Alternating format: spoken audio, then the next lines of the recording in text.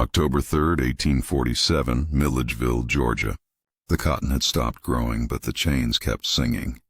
In the forge behind the crumbling Caldwell mansion, 28-year-old Elijah Turner hammered iron with hands that remembered freedom, while 2 miles away in the sewing room, his twin sister Celeste stitched wedding dresses for brides who would never wear them. The Caldwell brothers had found a new game. They called it love. Marcus and Matthew Caldwell, twin heirs to a plantation drowning in debt and decay, had discovered something sweeter than cotton, more intoxicating than whiskey. They had found 2 mixed-race siblings whose skill with hammer and needle made them valuable, whose education made them dangerous, and whose bond made them irresistible to break. So they broke them slowly, with wedding rings instead of whips, with vows instead of violence, with a twisted romance that made slavery look like salvation. The first ring Elijah forged was supposed to be freedom. Pure iron melted from the chains their mother had worn, shaped into a circle that would bind him to Celeste forever, a promise between twins that no master could sever. Instead, Marcus Caldwell took that ring, slipped it onto Elijah's finger, and whispered promises of equality while the plantation burned around them. "You're not my slave," Marcus had said, voice smooth as poison. "You're my husband." 2 miles away, Matthew Caldwell placed an identical ring on Celeste's trembling hand. The same words, the same lies, the same grotesque parody of love that turned matrimony into another form of bondage. They counted every false promise, every broken vow, as their spirits crumbled under the Caldwell twins' twisted obsession. The mockery began with ceremonies held in darkness, witnessed only by shadows and paid-off preachers who blessed unions that had no legal standing, no social recognition, no purpose except to satisfy the brothers' sick hunger for control disguised as affection. Elijah stood at makeshift altars while Marcus spoke of devotion, his hand gripping the blacksmith's wrist like ownership. Celeste whispered vows while Matthew's fingers traced her face like she was property he'd learned to cherish. For months they endured the charade.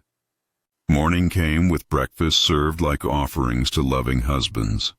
Evenings ended with locked doors and whispered endearments that felt like threats. The brothers paraded their marriages before select visitors, proof of their progressive views, their capacity for love that transcended race. But when those same visitors left, when society's eyes turned away, the masks fell. The twins weren't husbands. They were still masters, and their wives weren't partners. They were still slaves. Before we continue, drop a comment. Where are you from and what time is it there? Don't forget to subscribe.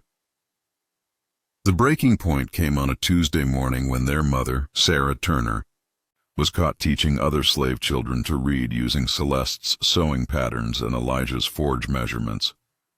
The Caldwell brothers discovered her school behind the old tobacco barn, 23 children sitting in circles, learning letters from ash and numbers from nails.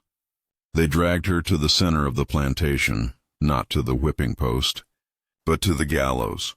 "This is what happens," Marcus announced to the gathered slaves, his arm around Elijah's shoulders like a loving spouse, "when family forgets their place." The rope went around Sarah Turner's neck while her twin children watched, wedding rings burning on their fingers like brands, helpless to save the woman who had given them everything, including the dream of freedom that now felt like a curse. That night, as Sarah Turner's body swayed in the October wind, Elijah and Celeste Turner sat in their separate quarters, staring at their wedding rings. The iron that was supposed to bind them in love had become the chains that bound them in hell. The forge hammer felt heavier in Elijah's hands. The sewing needles felt sharper in Celeste's fingers, and for the first time since the twisted ceremonies began, they remembered what those tools were really for. This is the true story of Elijah and Celeste Turner, twin siblings whose souls were shattered by false love, and whose bond could no longer bear the weight of the Caldwell brothers' grotesque obsession. What happened next would turn wedding rings into weapons, marriage vows into death sentences, and 2 broken slaves into something their masters never saw coming. While the Caldwell mansion crumbled with peeling paint and rotting foundations, Elijah and Celeste Turner's world was shrinking, one twisted vow at a time. The twins hadn't always been broken. Before the marriages, before the rings, before the grotesque theater of plantation romance, they had been Sarah Turner's pride. Born minutes apart on a scorching July day in 1819, they entered the world holding hands and never learned to let go. Sarah, a house slave with Cherokee blood and a master's education stolen in midnight hours, raised them with fierce intelligence and fiercer love. In the quarters behind the Caldwell mansion, Sarah Turner built a different world. She taught Elijah numbers through the rhythm of the blacksmith's hammer, showed him how iron bent to will, how heat and pressure could transform metal into tools, weapons, art. She taught Celeste letters through the patterns of fabric, how thread could tell stories, how needle and cloth could create beauty from scraps, hope from rags. The Caldwell brothers noticed the twins early, not for their beauty, though both carried their mother's sharp cheekbones and their unknown father's steady hands, but for their skill. By age 12, Elijah could shoe horses better than the plantation's paid blacksmith. By 14, Celeste could stitch dresses that made wealthy women weep with envy. By 16, both could read, write, and calculate better than most white children in Milledgeville. That education became their curse. Marcus Caldwell, 25 and drowning in gambling debts, discovered Elijah in the forge one evening, reading a book of poetry by candlelight. Instead of rage, Marcus felt something else, fascination. Here was a slave who could quote Shakespeare, who understood beauty, who possessed refinement that most masters lacked. The obsession began that night, not with lust, but with the twisted desire to own something rare. Matthew Caldwell found Celeste 2 days later, embroidering wildflowers onto a pillowcase with threads she'd dyed herself from berries and roots. The stitches were perfect, the design breathtaking, the artistry undeniable. But what captivated Matthew wasn't her skill. It was the way she hummed while working, a melody their mother had taught her, something that belonged to a world he could never enter. Unless he owned it. The plantation itself was dying.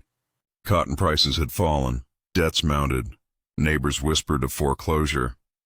The Caldwell twins had inherited their father's land, but none of his business sense.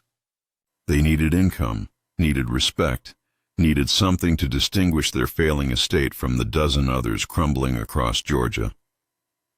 The Turner twins became their salvation and their sickness. The courtship began subtly. Better food appeared in the twins' quarters. New clothes, softer blankets, books that materialized without explanation.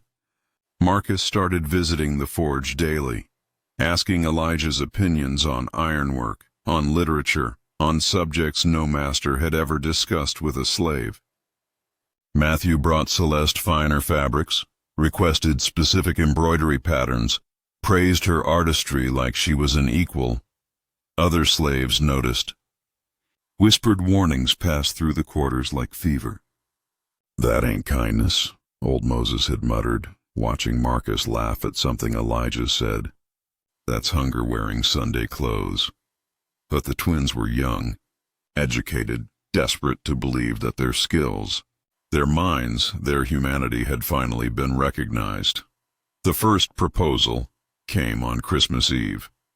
1846, Marcus knelt before Elijah in the forge, offering a ring he claimed to have purchased in Savannah, actually melted down from the chains of 3 runaways who'd been caught and sold south. "Marry me," he whispered, eyes bright with possession disguised as passion. "Be my equal, my partner, my beloved." The ceremony was held in the plantation's abandoned chapel, witnessed by a drunken preacher paid to ignore the law, blessed by shadows and shame.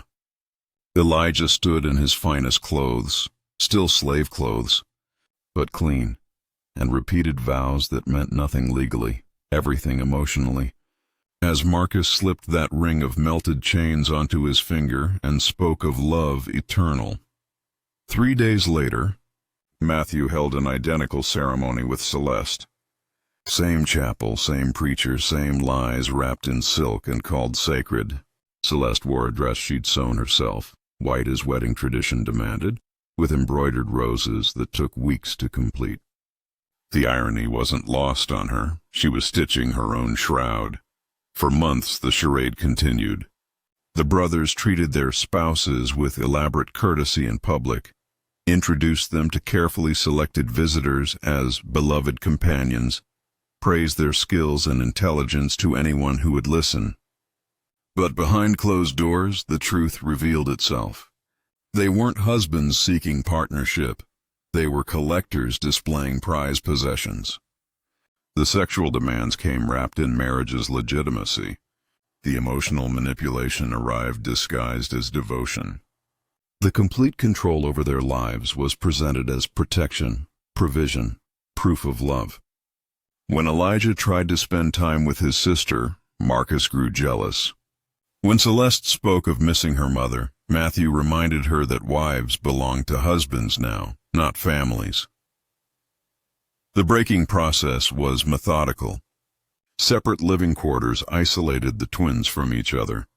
Different work schedules eliminated their shared time. Carefully orchestrated arguments created artificial tensions between siblings who had never fought before. The Caldwell brothers understood that the twins' bond was their strength, so they systematically poisoned it. Sarah Turner watched her children disappear into the brothers' obsession like drowning victims pulled beneath still water. She tried interventions, secret meetings, whispered encouragements, reminders of their true identity. But every attempt to reach them resulted in stricter supervision, longer separations, deeper isolation. The final straw came when Sarah discovered the brothers' ultimate plan. Hidden in Matthew's study, she found correspondence with slave traders in New Orleans, negotiations for the twins' sale to separate plantations once the novelty wore off. The marriages were temporary entertainment. The love was performance. The promises were lies designed to break her children's spirits before discarding them like broken toys. Sarah Turner tried to warn them, tried to organize an escape, tried to gather evidence of the brothers' crimes. But the Caldwell twins had anticipated resistance from family. They'd prepared for rebellion from property. They'd planned for the day when their game would be threatened. That morning in October, when they dragged Sarah to the gallows, they did more than execute one woman. They demonstrated the price of resistance, the cost of family loyalty, the consequence of believing that love, real or false, could triumph over power. That night, as the twins stared at their reflections in the forge's water barrel, they saw nothing. The children who once dreamed had vanished, replaced by whatever the Caldwell brothers' obsession demanded them to be. The first act of defiance was so small the Caldwell brothers didn't notice. Elijah left one nail unforged in the horseshoe, just enough to cause a stumble. Celeste loosened one thread in their master's finest shirt. It was nothing. It was everything. 3 weeks after their mother's execution, the Turner twins began to remember who they were before the wedding rings, before the false vows, before their spirits were buried beneath the Caldwell brothers' twisted obsession. The awakening came slowly, like warmth returning to frozen limbs, painful but necessary. Elijah discovered it first during his morning work in the forge. As he heated iron for Marcus's new bridle, he noticed how the metal glowed, not with heat but with possibility. Every hammer strike could be a message. Every tool could carry weight beyond its intended purpose. Every piece of iron could remember its origins in chains and choose to become something else. That same morning, 2 miles away, Celeste sat in the sewing room, embroidering pillowcases for the guest quarters. Her needle moved with practiced precision, but her mind wandered to the sharpness of the point, the strength of the thread, the way fabric could hide things, pockets, weapons, secrets. As she worked, she began stitching messages into the patterns, letters too small for Matthew to notice, too subtle for anyone except someone who knew how to look. Their first coordinated rebellion was a whisper. During the brothers' weekly inspection of their work, Elijah presented a perfectly crafted iron gate latch, except the mechanism was designed to jam after exactly 100 uses. Celeste displayed an exquisite table runner, with threads positioned to unravel completely after the first washing. Small sabotages that would reveal themselves slowly, like poison taking time to work. Marcus praised Elijah's craftsmanship. Matthew complimented Celeste's artistry. Neither brother suspected that their beloved spouses were already planning their destruction. The twins began to communicate through their work. Elijah would hammer specific rhythms on the anvil that Celeste could hear from the sewing room, coded messages about the brothers' movements, their moods, their plans. Celeste would hang laundry in patterns that told Elijah when it was safe to move, when to stay hidden, when danger approached. But their first real attempt at resistance came when they tried to escape together. 3 months after Sarah's death, they planned to run during the new moon, when darkness would hide their flight toward the river and whatever freedom lay beyond. They met at midnight in the abandoned tobacco barn where their mother had taught her secret school. Carrying nothing but each other's hands and the wedding rings they planned to melt down for travel money. They made it 6 miles before the dogs found them. The punishment was worse than whips or chains. Marcus and Matthew didn't beat their beloved spouses. They separated them. Elijah was moved to quarters on the far edge of the plantation. Celeste was relocated to a room in the mansion's basement. For 2 weeks they couldn't see each other, couldn't speak, couldn't confirm that the other still lived. When they were finally reunited, it was at another ceremony, another renewal of vows, another performance of love designed to remind them that they belonged to the Caldwell brothers completely. But this time something had changed. The separation hadn't broken their bond. It had forged it into something harder, sharper, more dangerous. Their second attempt at rebellion was more sophisticated. Instead of running, they decided to turn the brothers against each other. Elijah began praising Matthew's intelligence to Marcus, suggesting that the younger brother made better decisions, showed more wisdom, deserved more respect. Celeste started complimenting Marcus's appearance to Matthew, mentioning how handsome he looked, how much more refined he seemed than his twin. The psychological warfare worked almost too well. Within weeks, the brothers were arguing constantly. Marcus accused Matthew of trying to steal Elijah's affections. Matthew suspected Marcus of seducing Celeste away from him. Their lifelong partnership cracked under the pressure of jealousy the twins had carefully cultivated. But the victory was short-lived. The Caldwell brothers realized they were being manipulated, and their punishment was swift and cruel. They forced the twins to watch as they burned Sarah Turner's remaining possessions. Her books, her sewing basket, her letters, everything she'd used to educate and comfort her children. Then they locked Elijah and Celeste in the same room and made them confess their manipulation to each other, forced them to beg forgiveness for their betrayal, demanded they renew their marriage vows while kneeling on their mother's ashes. That night marked the twins' transformation from victims to strategists. They realized that direct confrontation would fail, that escape was impossible, that psychological warfare could backfire. But they also understood something crucial. The brothers' obsession was both their strength and their weakness. Marcus and Matthew needed their spouses to be special, refined, worthy of their twisted love. That need could be exploited. Their third attempt at resistance wasn't rebellion, it was preparation. Instead of fighting the system, they began to master it. Elijah threw himself into metalwork with new intensity, learning not just basic blacksmithing but advanced techniques. How to work steel into razor edges, how to create springs and mechanisms, how to forge tools that looked innocent but could kill. Celeste devoted herself to learning everything about the human body.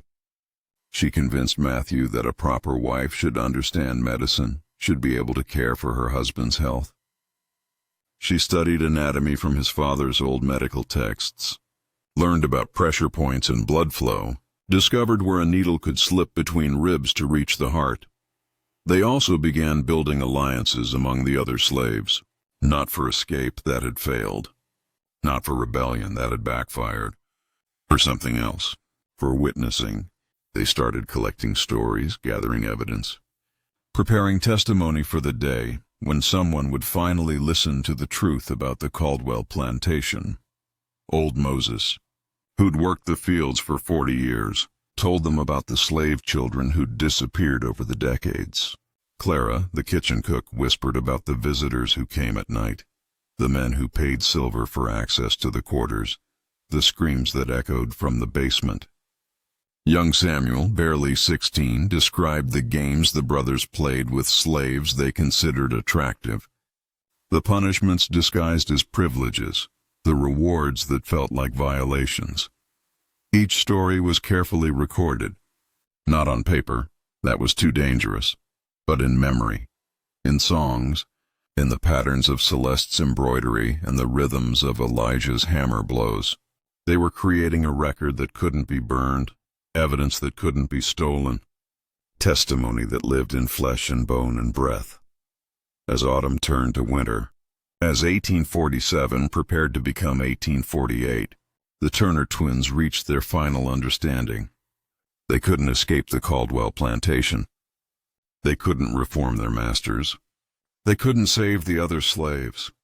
But they could ensure that the truth survived, that justice eventually came, that the cost of the brothers' obsession was paid in full. The wedding rings that had once symbolized their enslavement began to take on new meaning. Elijah sharpened the edges in secret, turned them into weapons disguised as jewelry. Celeste learned to twist them just so, creating pressure points that could cut off circulation, tools that could inflict pain or death depending on how they were applied. They weren't planning escape anymore. They weren't dreaming of freedom. They were preparing for justice, for accounting, for the moment when the Caldwell brothers would finally understand the true cost of turning human beings into possessions, love into ownership, marriage into slavery. The broken pieces of Elijah and Celeste Turner weren't just healing. They were becoming weapons, forged in the same fire that had tried to destroy them. The storm began at sunset on December 23, 1847, exactly 1 year after Marcus Caldwell had first slipped that ring of melted chains onto Elijah Turner's finger and called it love. Thunder rolled across the Georgia sky like the footsteps of the dead demanding justice, and lightning split the darkness in jagged scars that looked like whip marks against God's flesh. Inside the crumbling Caldwell mansion, preparations were underway for another ceremony. Not a renewal of vows this time, but something worse. The brothers had grown bored with their current toys and planned to remarry their slaves to new masters, buyers from New Orleans who'd promised to maintain the romantic charade until the novelty wore off completely. After that, the Turner twins would disappear into the vast machinery of Southern slavery, separated forever, their bond finally and permanently severed. But as the wind howled through the mansion's rotting shutters and rain began to hammer the roof like nails into a coffin, Elijah and Celeste Turner were making their own preparations.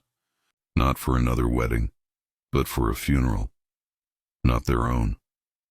Their masters. Elijah stood in the forge, but tonight he wasn't working metal. He was working memory. His hands moved over the wedding ring with practiced precision, sharpening edges that had already been honed to razor fineness, heating the iron until it glowed like molten hatred.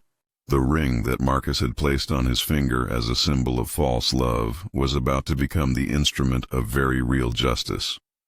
2 miles away, in the mansion's sewing room, Celeste sat by candlelight, her needle moving through fabric with deadly purpose. But she wasn't embroidering flowers or patterns tonight. She was preparing surgical thread, the kind used to close wounds or open them. Her medical studies hadn't been for healing. They'd been for understanding exactly how death worked, how much pressure was needed to stop a heart, how deep a blade had to go to sever the vessels that carried life. The twins had spent months planning this night, not through spoken words, too dangerous, but through the language they'd developed in childhood, the silent communication that came from sharing a womb, a birth, a lifetime of oppression. Every hammer blow in the forge carried a message. Every stitch in the sewing room was a confirmation. The storm outside was just nature echoing the tempest that had been building in their souls for over a year. At midnight, as lightning illuminated the mansion like a stage set for tragedy, the final act began. Marcus Caldwell sat in his study, drunk on whiskey and anticipation. Tomorrow he would sell Elijah to the highest bidder and find a new slave to marry, someone younger, more grateful, less troublesome. He poured another glass and raised it, in a toast to his own cleverness, to the system that allowed men like him to own people like property and call it romance. He never heard Elijah enter, never felt the sharpened wedding ring slip around his throat like a collar, never understood until the very end that the slave he'd claimed to love was about to teach him the true meaning of devotion. "You said we were married," Elijah whispered, his voice steady as winter wind. "Said that made us equal. Let me show you what equality feels like." The ring tightened, not quickly. Elijah had learned patience from a year of false love, had discovered that the sweetest revenge was the kind that took time to savor. Marcus clawed at his throat, eyes wide with recognition that his pet had become his predator, that the wedding ring meant to symbolize ownership was now the instrument of his reckoning. "Please," Marcus gasped, the word barely audible through his constricted windpipe. "I loved you." Elijah's grip never wavered. "No, you owned me, but ownership ends tonight." Meanwhile, in the mansion's parlor, Matthew Caldwell was experiencing his own education in equality. Celeste had approached him like the obedient wife he'd trained her to be, needle and surgical thread hidden in the folds of her wedding dress, the same dress she'd worn at their mockery of a ceremony, now repurposed for a different kind of sacrament. "I brought something for you," she whispered, her voice carrying the same gentle tone she'd been forced to use during their twisted courtship. "A wedding gift I've been saving."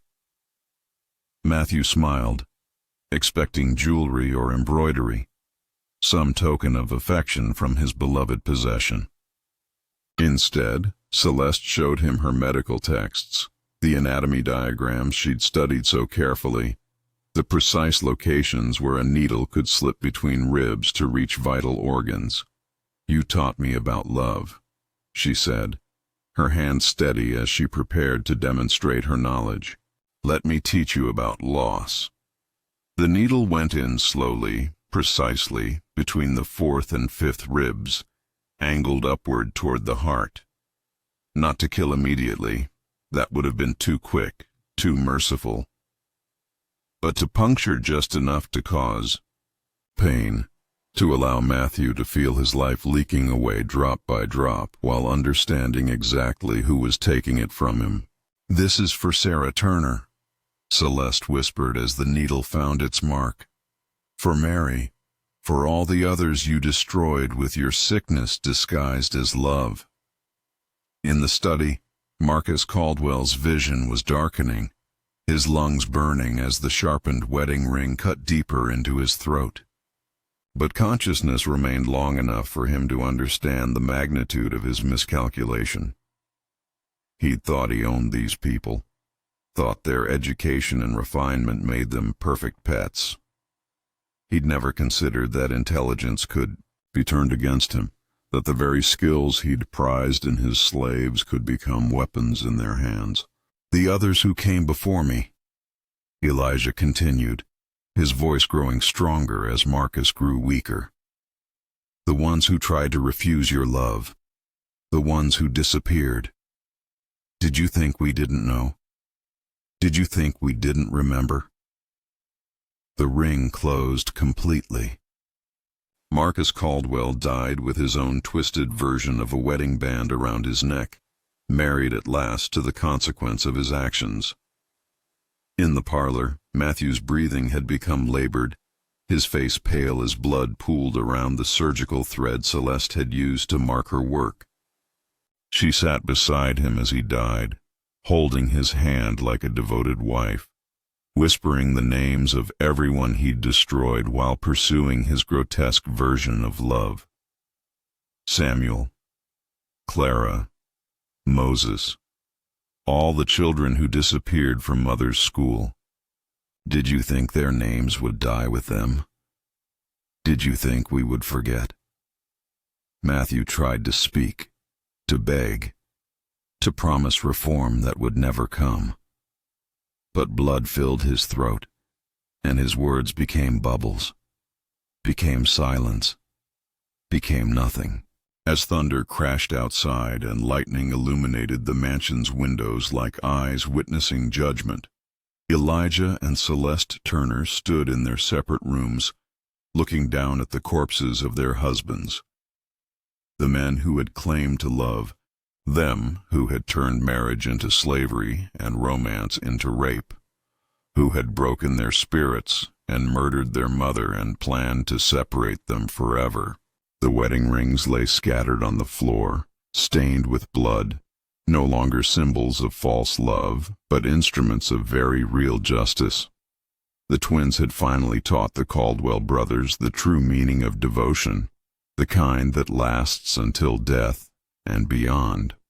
Outside, the storm reached its peak, as if nature itself was celebrating the end of the Caldwell legacy. Inside the mansion, two slaves had become something else entirely. Not free, freedom was still years away for people like them. But no longer. Owned, no longer broken, no longer willing to let the world ignore the cost of its cruelty. As dawn approached and the storm began to fade, Elijah and Celeste Turner walked toward each other through the blood-soaked halls of the mansion that had been their prison. They met in the center, took each other's hands for the first time in months, and stood together in the growing light. They had kept their promise to their mother. They had honored the memory of everyone the Caldwell brothers had destroyed. They had proven that some bonds are stronger than chains, some love deeper than ownership, some justice more powerful than the law. The broken pieces of Elijah and Celeste Turner had been reforged in fire and blood into something unbreakable, unstoppable, unforgettable. They were no longer slaves. They were no longer victims. They were witnesses, survivors, and instruments of a justice that would echo through history long after their own voices fell silent. The morning light found Elijah and Celeste Turner standing together in the ruins of the Caldwell mansion, surrounded by the wreckage of a twisted obsession. What had broken them individually now lay broken at their feet, conquered by the bond that slavery could never truly sever. The storm had passed, leaving the air clean and sharp, washed free of the sickness that had infected the plantation for generations. Through the mansion's broken windows, sunlight streamed across floors stained with the blood of men who had claimed to love what they destroyed, who had used marriage as just another form of chains. The twins didn't speak immediately. Words seemed too small for what had happened, too fragile to carry the weight of their transformation from victims to victors. Instead, they stood hand in hand, feeling their mother's presence in the morning breeze, hearing her voice in the rustle of leaves that sounded like approval, like finally, like justice served. Elijah removed his wedding ring, no longer sharp, no longer a weapon, but a circle of iron that remembered its origins in chains and had chosen to become something else. He handed it to Celeste, who held it alongside her own. Together, they walked to the forge where so much of their bondage had been shaped, where so much of their freedom had been forged. They built a fire not to create, but to transform. The rings went into the flames, melting back into raw metal, their edges softening, their purpose changing once again, from chains to symbols of false love to instruments of justice, and now to something else entirely, memory made tangible. Proof that the Turner twins had survived everything the Caldwell brothers could devise. As the iron liquefied, Celeste spoke the names of everyone who had been lost. Sarah Turner, who taught us to read. Mary, who tried to warn us. Samuel, who ran toward freedom. Clara, who kept our secrets. Moses, who remembered everything. Each name fell into the molten metal like a blessing, like a prayer, like a promise that they would not be forgotten. News of the Caldwell brothers' deaths spread through Georgia like wildfire, but not as a story of slave rebellion. The twins had been too careful, too precise, too intelligent for that narrative. Instead, whispers spoke of divine justice, of sins finally catching up with sinners, of a plantation so cursed that even God had turned against it. The official story, recorded in county documents and newspaper accounts, claimed the brothers had killed each other in a drunken argument over debts and women. Plausible enough, given their reputation for excess and their plantation's financial troubles. No mention was made of educated slaves, of wedding rings used as weapons, of surgical knowledge applied with deadly precision. But among the enslaved communities throughout the South, a different story spread. The story of twin siblings who had been broken by false love and had forged themselves back together stronger than before. The story of wedding rings that remembered they had once been chains and chose to serve justice instead of bondage. The story of the Turner twins, who had proven that some bonds could not be severed, some love could not be perverted, some justice could not be denied. Elijah and Celeste never claimed credit for what happened at the Caldwell plantation. When investigators arrived, they were just two more slaves dealing with the chaos left by their masters' deaths, mourning appropriately, working efficiently, showing no signs of the intelligence and education that had made them targets in the first place. The plantation was sold to pay the brothers' debts. The new owners, practical men interested in profit rather than twisted romance, freed most of the slaves rather than feed and house them through the coming winter. Elijah and Celeste Turner walked away from the only home they had known, carrying nothing but each other and the knowledge that they had survived the unsurvivable. They settled in Savannah, where Elijah's skill as a blacksmith and Celeste's talent as a seamstress let them build new lives among freed blacks and escaped slaves who asked no questions about the past. They never married other people. Their bond had been tested in fires that would have destroyed weaker connections, and they saw no need to seek completion elsewhere. Instead, they became teachers, passing on the education their mother had given them, the skills they had honed under oppression, the knowledge that survival sometimes required transformation into something your enemies never expected. Children learned to read from Celeste's patient instruction. Young men learned metalwork from Elijah's steady guidance, and all of them learned the most important lesson, that intelligence and education were weapons that no master could take away, tools that could be used for resistance or revenge depending on necessity. The story of the Caldwell plantation became legend, retold in hushed voices around fires and in hidden gatherings, not as a tale of violence but as proof that the enslaved were not helpless, that education could be deadly in the right hands, that love, real love, the kind that bound families together, was stronger than any false romance designed to break spirits. Years later, when the Civil War finally ended legal slavery, when freed people could speak more openly about their experiences, the Turner twins' story took on new meaning. It became a testament to survival, to the power of family bonds, to the justice that could emerge when the oppressed refused to remain victims.